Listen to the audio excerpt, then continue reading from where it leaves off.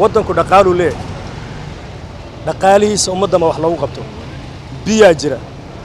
sisteemadii hore dhan way go'een hal system oo biyo lagu cabayo ma jiro sawajkii biyihii ahaa wasaqdaha iyo kii beebka ah isku darmaday wax kala xiraya malaha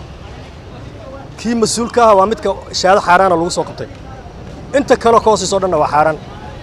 waxaan waliba u diraynaa oo baaq u diraynaa gabaasko dawladda nationalka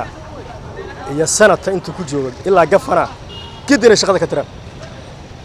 midka la beegsada kale inuu soo noqonin wax ay yihiin ma jiraba waa ummadooda oo ma naxayaan dadkooda oo ma naxayaan xaafadda labada xaafad isku xigay xaafadna tashiilma ka qaataan biyo siinayaan xaafadna biyaha ka goynayaan waxa islaamiya kuwa sawajkana isku yaala war gafanaha ilaahay ka yab wadooyinka dadka u dhis biyaha dadka u siidaa waxba shaqaalaha qorin culimaa la tiray iyo shaqaalaha la tiray iyo war waxaas yaan lagu beerjilcaysan laakiin lacagta wax ku qabo wadooyinka ku dhis wadooyinka dadka oo hagaaji wadooyinka xumaay la marayay gaaris gidi way wada go'an meel la maraya mara islaanta uurka oo foosha hayso gaalada gaaris daba socoto inay isku dhacaan korogashiga kaliya ay halistahay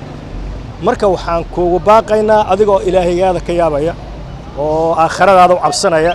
inaad biyo iyo dadka aad ka baahi tirto dawa iyo wadooyinka